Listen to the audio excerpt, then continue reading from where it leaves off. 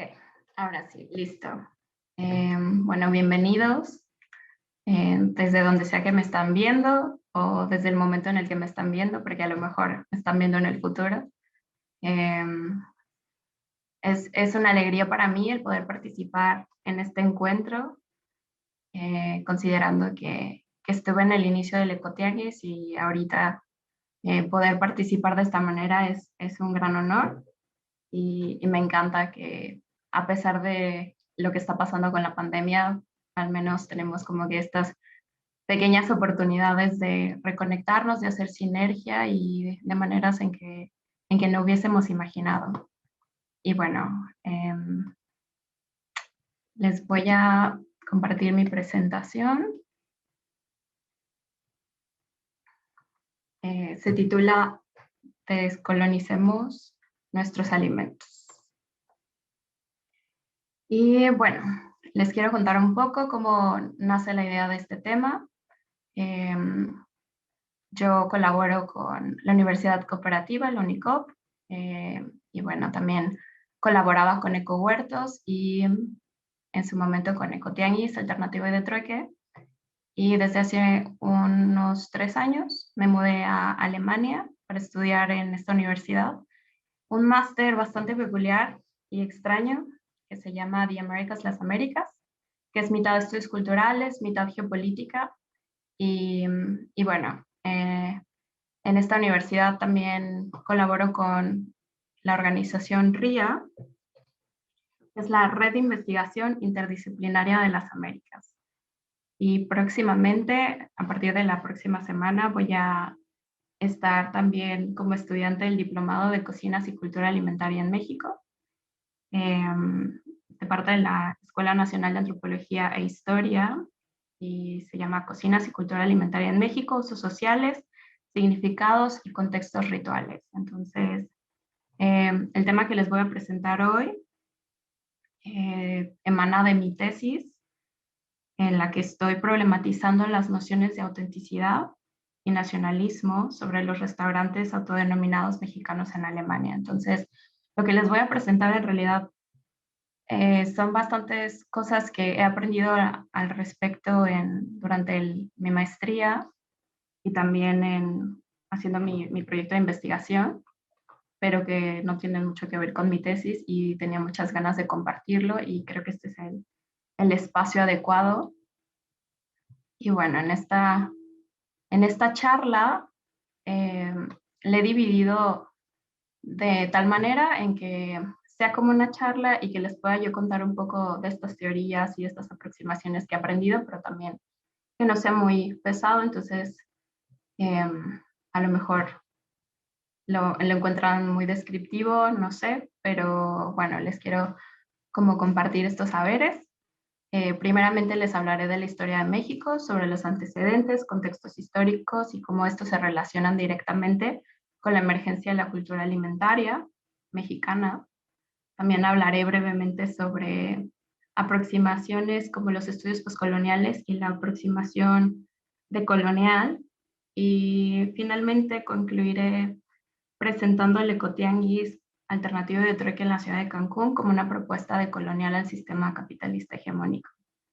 Y pensando que a lo mejor habría gente con quien interactuar, yo podría abrir el micrófono para intervenciones, preguntas y comentarios y finalmente como hacer eso, ¿no? Una charla y una conversa.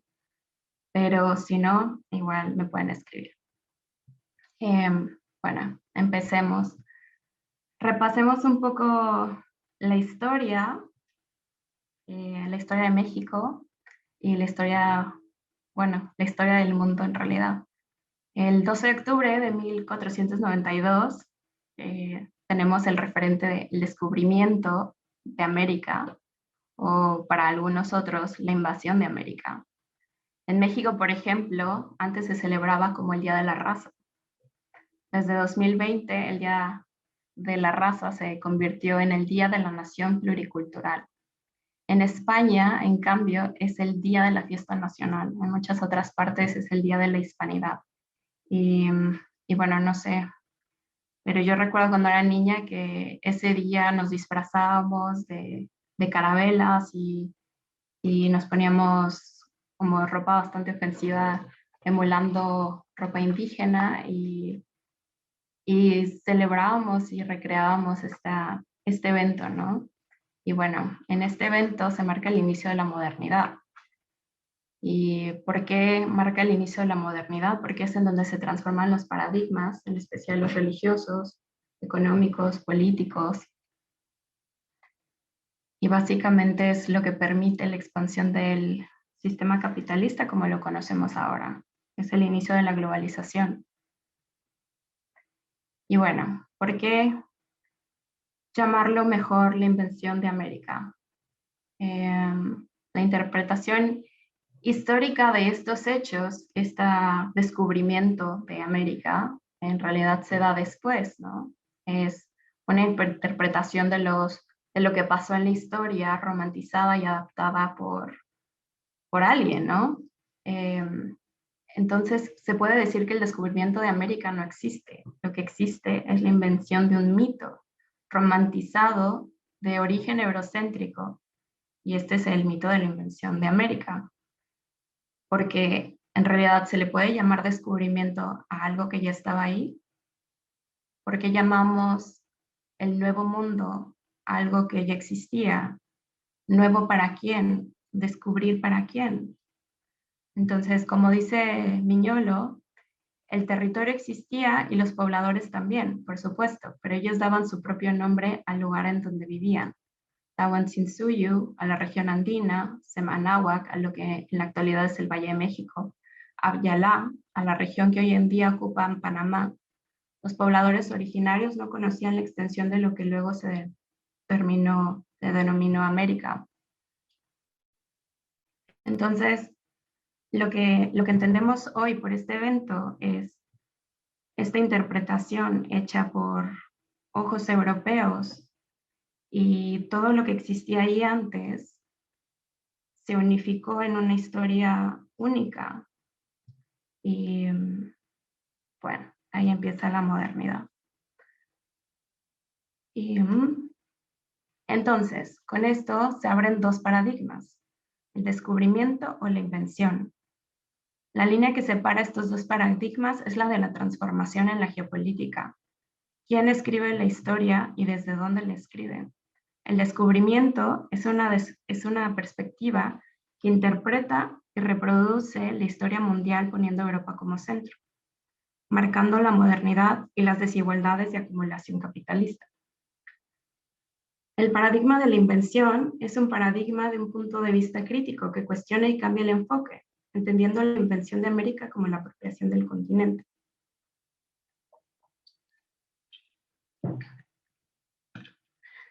Y se preguntarán, ¿qué tiene esto que ver? Bueno, porque esto fundamenta la forma en que vemos y entendemos y reproducimos los hechos históricos.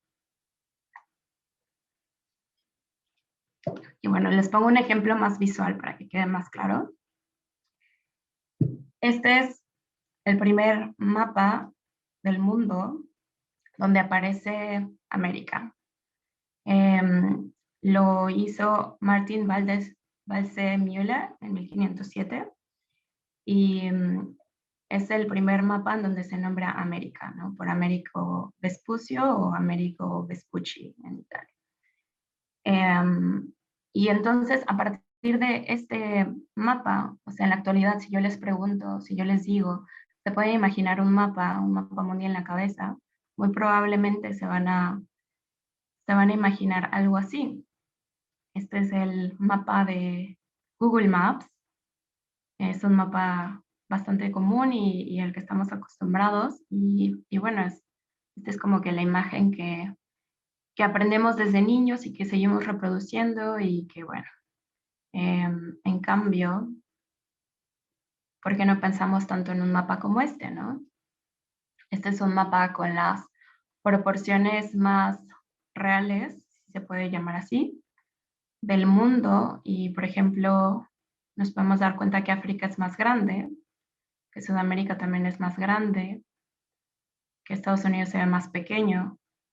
Y también porque si el mundo está flotando en el espacio, porque lo pensamos en esa forma, ¿no? El norte-sur, el norte arriba, el sur abajo, porque, y bueno, todo se remonta a ese momento de la historia, ¿no? Y bueno, entonces, siguiendo con esta breve revisión histórica, la colonia empieza cuando Américo Vespuccio em, emprende el viaje que marcará la época colonial en 1499 y finalmente se marca el inicio de la colonia con la caída de México Tenochtitlan en el año 1521 y se dura hasta 1821, que es cuando finalmente se declara la independencia de México.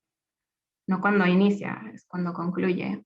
Y bueno, para autores decoloniales como Miñolo, Grossvogel, Dussel, Quijano, la colonia, o que equiparan con modernidad, es el periodo en que se crea una división entre centros y periferia.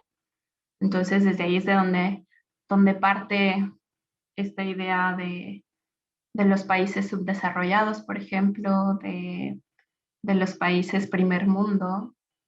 Y, por ejemplo, para autores postcoloniales, que es un poco más hacia lo que yo estudio en mi máster, como Said, Spivak, Hall, la colonia, aunque ellos no se enfocan en Latinoamérica en realidad, pero ellos dicen que la colonia crea discursos de otredad, en donde lo europeo se vuelve lo deseable.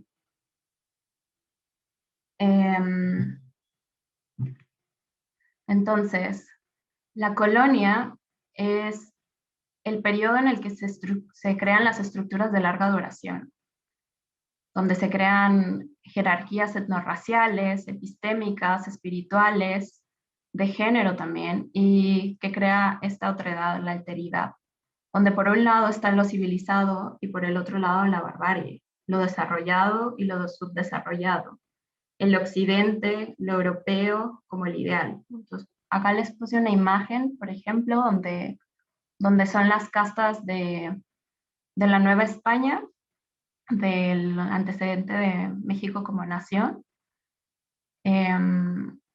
Y bueno, hasta arriba estaban los peninsulares, que eran los españoles venidos de la península, y luego estaban las personas que habían nacido en América, pero de padres españoles, y bueno, así iba bajando la jerarquía, mestizos, hasta llegar finalmente a los indígenas, ¿no? Que eran considerados seres inferiores de alguna manera, ¿no? Entonces, aquí vemos esta jerarquía etnorracial y bueno, también las epistemologías y la espiritualidad, ¿no? Que la religión católica era lo más importante y todo lo demás, pues no entraba, ¿no? En este modelo. Y bueno, entonces, partiendo de ahí, ¿qué es la colonialidad? Desde la aproximación de colonial, la colonia no termina, más bien se da un cambio jurídico-administrativo, es decir, una transición del colonialismo moderno a la colonialidad global, transformando las formas de dominación desplegadas por la modernidad, pero no la estructura de las relaciones centro-periferia a escala mundial. Entonces, se cambia este sistema jurídico-administrativo por un sistema mundo, un europeo, euro-norteamericano, capitalista, patriarcal, moderno, colonial. Y bueno, es básicamente en el mundo en el que vivimos hoy en día, ¿no?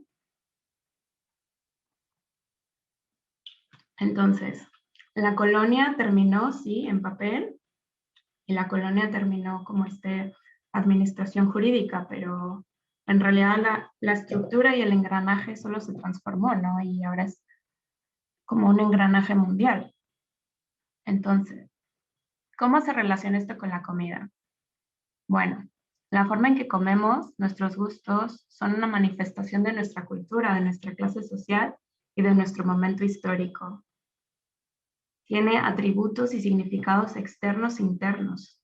Uno aprende a gustar ciertas cosas y también uno le agrega atributos, ¿no? Entonces, por eso comemos ciertas cosas en Navidad,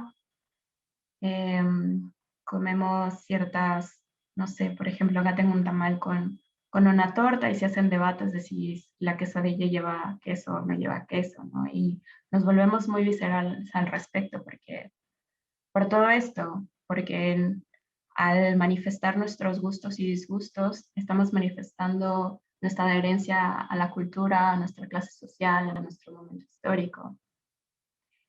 Y finalmente, esto también no solo es algo intrínseco, también es extrínseco. Los productos que adquirimos y a los que tenemos acceso están supeditados a las dinámicas económicas y geopolíticas del momento. Y, y bueno, para eso les quiero dar unos ejemplos. Por ejemplo, en la época prehispánica, la alimentación de lo que después, de la región que después se convertiría en México, consistía primordialmente de maíz, de chile, frijol, me comían, por ejemplo, nopales. Y sin embargo, estas son solo interpretaciones, porque también la historia que tenemos es una historia que ha sido interpretada y traducida por otras miradas epistemológicas, ¿no? Entonces, eso es algo también que debemos de considerar. Y bueno, en la época colonial eh, vino un intercambio de productos, de sabores, comida que llegó a América, el trigo, el arroz, plátano, limón, trigo, res, cerdo, gallina, por nombrar algunos, pero también la comida que va de América para el mundo es, por ejemplo, la papa, el cacao, chile, jitomate, maíz, frijoles, aguacate. Muchos de estos frutos conservan su nombre, por ejemplo, Xitomatl era el antecedente y actualmente es jitomate y en el mundo es tomato o tomato, ¿no? En inglés. Y por nombrar algunos. Y después de la colonia vino un periodo donde se empezaron a mezclar estas cocinas, ¿no? Estos sabores. Entonces, por ejemplo, acá tenemos el chile en nogada y en el otro lado tenemos el mole poblano, que mezcla una serie de sabores que antes no existían ni en América ni en Europa, y sin embargo se empiezan a hacer estas mezclas y también nace este mito del sincretismo, ¿no? Que se ve reflejado en muchos aspectos de la vida social, no solo en la comida, también en la arquitectura, en el lenguaje y, y bueno. Sin embargo, a pesar de esta como mito del mestizaje, eh, todavía hay una distinción de clase y todavía hay una jerarquización de etnorracial. Entonces, por ejemplo, acá tengo, este es el libro de cocina, el cocinero mexicano, publicado en 1883, y esta es su primera edición. Y este libro es interesante porque, por ejemplo, es el primer libro que habla de México, mexicano, con X. Hasta ese momento todavía se escribía con J. De hecho, fue hasta el 2000 que la Real Academia Española dijo, ok, pueden escribirlo con X y con J. Me parece que fue hasta, sí, alrededor del 2000. Entonces, este es el primer libro que, un poquito subversivo, se revela y escribe cocinero mexicano con X. Y, y también empieza a escribir con lenguaje mexicano. Por ejemplo, jitomate aparece como xitomatl con X. Y, y otra serie de productos aparecen de esta manera. Y aún así, por ejemplo, cuando habla de los tamales, nos dice que nos empieza a dar la receta de cómo se deben de preparar los tamales. Y acá dice, Otros se mezclan con capulines y otros con frijoles que suelen comer los naturales. Los naturales se refiere a las personas indígenas, los pueblos originarios, ¿no? En sus fiestas con el mole de guajolote escrito con X. El guajolote es el antecedente del pavo y es una ave endémica de América. Y bueno, prosigue, pero estas dos clases no son del mejor gusto ni suelen servirse en las mesas decentes, sino es muy rara vez por capricho y de los mismos que hacen los indígenas, sin que nuestras señoritas los dispongan por sí mismas, como acostumbran a hacerlo con los de las otras clases. Entonces, aquí claramente sigue siendo una distinción, una jerarquía de clases pero clases basadas como etnorraciales, donde lo indígena es no decente, ¿no? Y donde se sugiere que las señoritas de buenas casas, de señoritas de mesas decentes, no los preparen porque es de los naturales, de los otros, ¿no? Entonces, por eso esto le da seguimiento a todo este discurso, este hilar de la historia que viene desde la colonia, ¿no? Acá ya no estamos hablando de la colonialidad, ¿no? Ya, esta se supone que ya es la época independiente y sin embargo, aún así se hacen este tipo de distinciones. Y de ahí proseguimos al porfiriato, donde, por ejemplo, se cree que la dieta indígena, que está basada en maíz, chile y frijol, es una dieta deficiente. Entonces, lo europeo se vuelve el ideal y por ende el trigo es el cereal deseado, también el consumo de carne. Se cree que los indígenas tienen deficiencias nutrimentales y menos expectativa de vida, no por la violencia sistémica, sino por la comida, porque efectivamente tenían menos expectativa de vida, pero también era porque, bueno, si sabemos un poco de la historia de México, sabrán que en ese momento, durante el porfiriato, las personas indígenas eran explotadas y sistemáticamente oprimidas y bueno, existían como tiendas de raya, por ejemplo, que eran una forma de esclavitud del porfiriato y pues obviamente las personas a lo mejor no estaban tan nutridas, pero no tenía que ver con esta dieta tradicional, sino con todo este sistema. Y sin embargo, durante el porfiriato se trataba de emular y se trataba de convertir a México en este modelo civilizatorio europeo.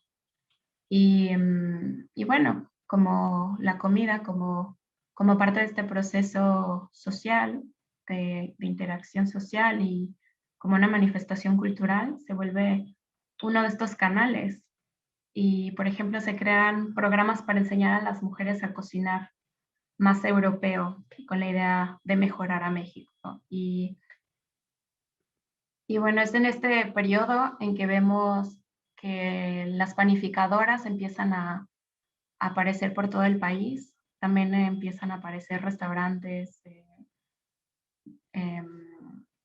y mesones europeos, o sea, empieza, pues eso, a tratar de emular lo europeo.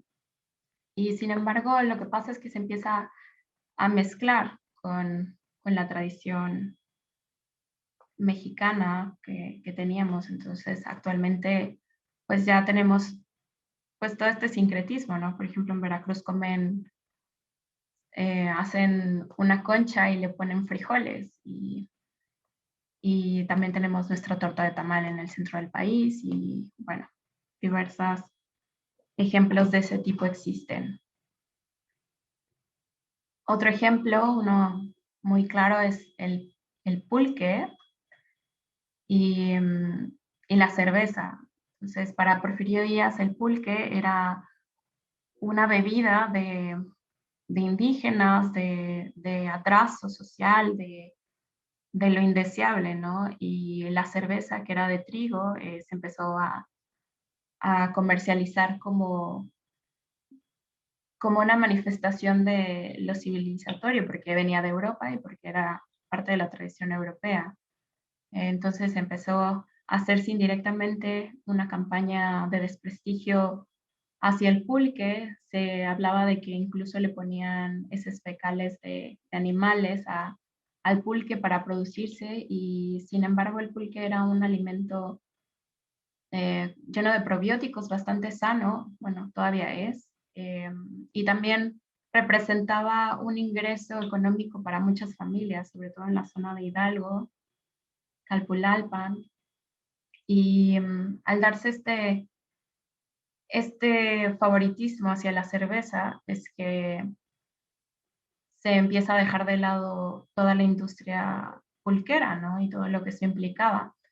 Y esto es interesante, como que si, volviendo a esta línea que les estaba yo mostrando de la colonia, desde cómo viene. Entonces, ahí claramente podemos ir viendo cómo ok, sí, acabó la colonia jurídica, como mencionaba, y sin embargo, estas divisiones se seguían dando, esta preferencia por lo europeo se seguía dando, y cómo esto iba propiciando que la alimentación de las personas se fuesen transformando.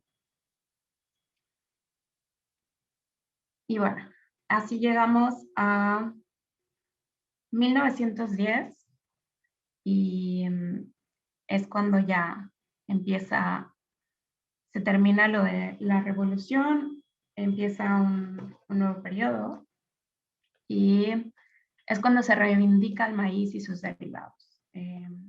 Llega otra administración, hay José Vasconcelos escribe La raza cósmica, por ejemplo, donde se enaltece a la cultura mexicana como una mezcla racial, mitad europea, mitad indígena, y que precisamente es por eso que esta es la raza cósmica, ¿no? Que es la raza que va a cambiar el mundo, la raza perfecta. De hecho, es un ensayo bastante interesante, y sin embargo deja de lado todo lo indígena a su vez, ¿no?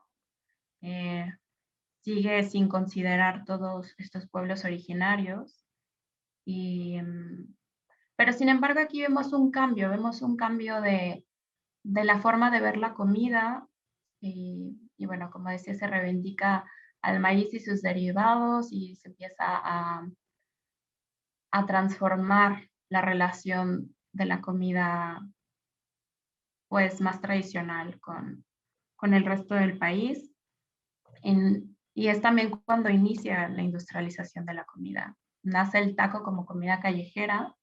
Actualmente tenemos esta imagen del taco como casi como si fuera la bandera mexicana, y sin embargo no todas las regiones de México comían con tortilla de maíz, o ni siquiera con tortilla. Algunos comían una especie de pan. En Hidalgo comían un pan hecho con tepescohuite, si no me equivoco.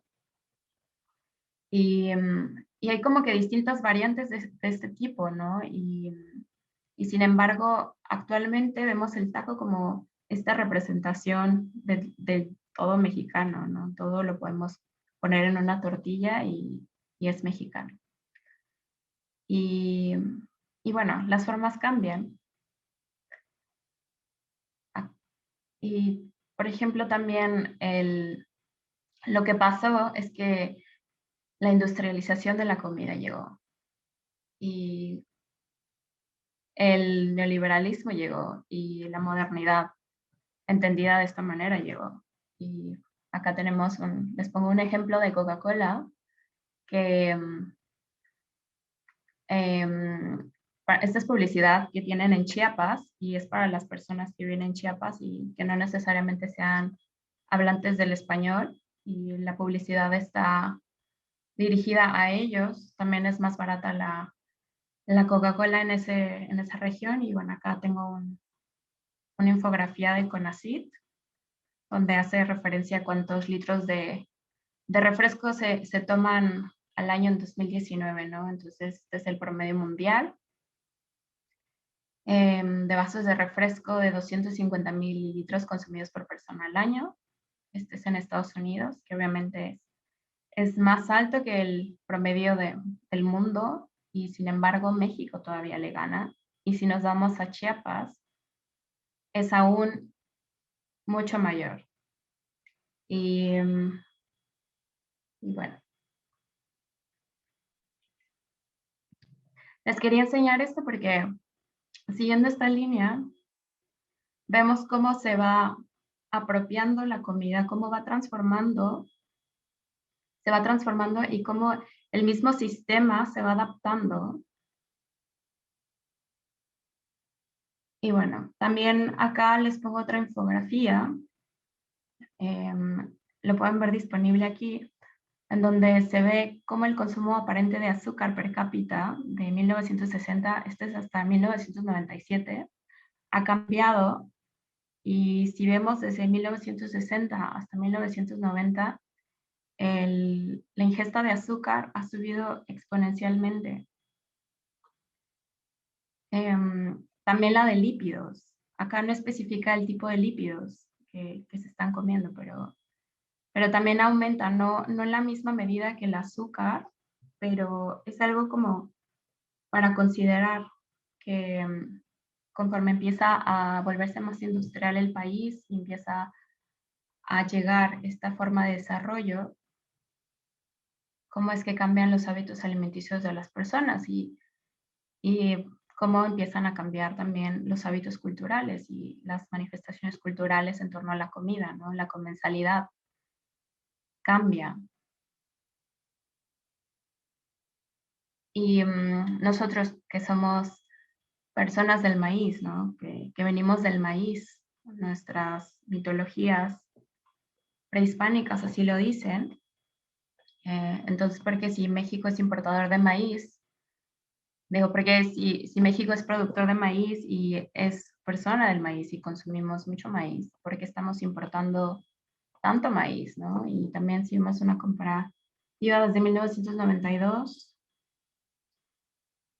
a esta que es de 2016, podemos ver cómo ha subido la importación de maíz, ¿no? También tiene mucho que ver con el tratado del TLC. Y entonces, ¿qué pasa con los productores? ¿Qué pasa con estas formas de autogestión y de soberanía alimentaria? Em, hay autores que relacionan esto del Tratado de Libre Comercio y cuando llega el maíz de Estados Unidos, que está subsidiado por el gobierno de Estados Unidos, lo relacionan con los problemas migratorios también, ¿no? Porque si las personas ya no pueden vivir de la producción de maíz, y el maíz es solo un ejemplo, porque también está el arroz, están otros tipos de cereales, entonces, ¿qué pasa? Pues tienen que migrar hacia las urbes, hacia otros países, hacia Estados Unidos mismo. Entonces, es como, de nuevo, volviendo a esto que hablábamos del centro y la periferia, estos países subdesarrollados, que sin embargo son subdesarrollados porque vienen desde esta línea, de esta organización colonial, postcolonial y, o bueno, postcolonial, y que vienen pues llevando esta misma línea, ¿no? De jerarquía de poder, de jerarquías etnorraciales, supeditados a este sistema, pues. Y también les quería poner este ejemplo, ¿no? Entonces pasamos de la tortilla de maíz con metate a la tortilla de maíz hecha en máquina, que ayudó mucho a las mujeres, por ejemplo, a poder cambiar sus labores, porque en esa época en que la mujer se quedaba en casa a hacer la tortilla a mano, pues no tenía tiempo para hacer otras cosas realmente, ¿no? Y al empezar a ver este tipo de tortillerías en todas partes, las mujeres también empezaron a hacer otras cosas, ¿no? Y sin embargo, después llega esta compañía y que se empiezan a producir un tipo de tortilla que es con maíz deshidratado, Y al principio la gente no le gustaba, sabía feo, no tenía consistencia. Y el gobierno mismo ayuda a la compañía, en su momento hacen una alianza para mejorar el producto y después Maseca ahora es un conglomerado mundial, tiene presencia en muchos países, vende más fuera de México que dentro de México y aún así se está posicionando como la, el origen de la tortilla hoy en día en los supermercados, es la base, ¿no? Y pues también acá podemos ver esto de gluten free, cómo se va adaptando a la época moderna y donde siguen diciendo que es 100% maíz natural, fortificado. Y, les puse aquí de cómo se llamaba la tortilla Tlaxcali. Y, y pues en la misma Maseca, ¿no? Este es una infografía del país, donde hablan de este estudio que hicieron de la Health Research Institute, donde hacen análisis de Maseca, ¿no? Y encuentran rastros de glifosfato. Entonces, ¿qué es lo que estamos comiendo? Curiosamente aquí en Europa que no está permitido los transgénicos y está como más regulado todo eso, la maseca que llega acá es de Italia, es producida en Italia. Eso a mí me llama la atención.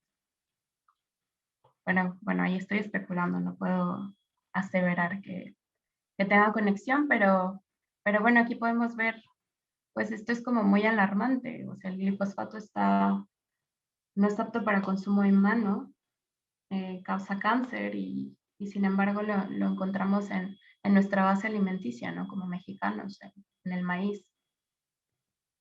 Y bueno, si se los explico, en lugar de explicarlo con manzanas, se los explico con elotes. Entonces lo que pasó con la modernidad entendida en este último siglo es que pasamos de esto a esto. O sea, no, nuestras tradiciones, nuestra comida tradicional se adaptó por el sistema capitalista neoliberal y se nos antoja, ¿no? Esto ya es parte de nuestro cotidiano, aunque aunque eso significa que esto va a contaminar, que esta cuchara es de un solo uso, que esto probablemente está hecho de este maíz, que esta salsa nos va a dar gastritis, que tiene también derivados de soya, de mucho químico y sin embargo sigue siendo parte de nuestro imaginario, ¿no? Y de nuestra cultura alimentaria y en especial yo que vivo en el extranjero ahora, o sea, lo veo entre los mexicanos que vivimos acá, muchos extrañan esto y así como piden que les manden epazote de México, piden que les manden papitas y cosas con este tipo de químicos. Y bueno, entonces, para recapitular un poco y para seguir con esta línea, espero haber sido como un poco clara en cómo quería mostrarles esta proyección de cómo todo se remonta a este proceso de la colonialidad, de la colonia, como el evento que originó en el momento histórico en el que estamos hoy en día. Y bueno, entonces el ecotianguis alternativo y de trueque es una alternativa de colonial. Y bueno, acá les puse un meme que espero que sea claro, supermercados transnacionales versus tianguis alternativo y de trueque. Entonces la propuesta de colonial busca una segunda descolonización, o sea, una emancipación intelectual partiendo de los procesos político-económicos y llegando a todos los campos de la vida social. Entonces, el ecotianguis es un ejercicio práctico de colonial que pasa de lo teórico a lo práctico, dando el ejemplo.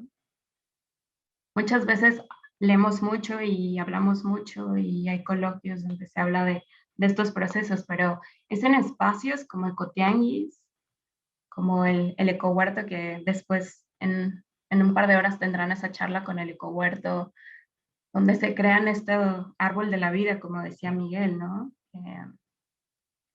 Donde reproducimos estos saberes y donde creamos la resistencia a este sistema voraz, ¿no? Yo creo firmemente que los prosumidores cambiaremos el mundo, porque al consumir y producir estamos generando redes de apoyo, estamos generando sinergia. El Ecotianguis es un espacio de autogestión, de economía solidaria, que tiene perspectiva de género y que ejerce soberanía alimentaria. Y bueno, al vivir en este contexto histórico, muy probablemente nacemos siendo cómplices subversivos dependiendo de nuestra realidad social. Entonces también quería resaltar eso, entender que somos seres contradictorios y aceptarnos en nuestras contradicciones nos permite dar el primer paso para trabajar para convertirnos en actores decoloniales. Todos tenemos, si vivimos en este sistema, si vivimos en este mundo, tenemos contradicciones. Por muy conscientes de estos procesos que seamos, seguimos siendo partícipes, pero es precisamente de esta manera en que nos vamos deconstruyendo y vamos identificando. Y precisamente también por eso es importante, porque al respetar los procesos de las demás personas y al respetar nuestro propio proceso es que vamos caminando, ¿saben? Y bueno, entonces en conclusión, la emergencia de la comida mexicana es contingente a la coyuntura histórica y geopolítica. En esta presentación he tratado de ir siguiendo el entramaje trazado desde la colonia para que podamos dilucidar los engranajes de la hegemonía del poder operando en todos los aspectos de la vida social. Interpelar estas dinámicas es necesario para que continúe la vida. Y como diría Castro Gómez y Grossfogel, el camino es largo, el tiempo es corto y las alternativas no son muchas. Pero al trabajar en proyectos como Ecotianguis nos estamos transformando y estamos ayudando. Y bueno, de eso quería hablarles. Gracias por su atención. Saide, veo que eres la única que está conectada vía este canal. No sé si tengas alguna duda, comentario. Si no, voy a checar en Facebook también si hay.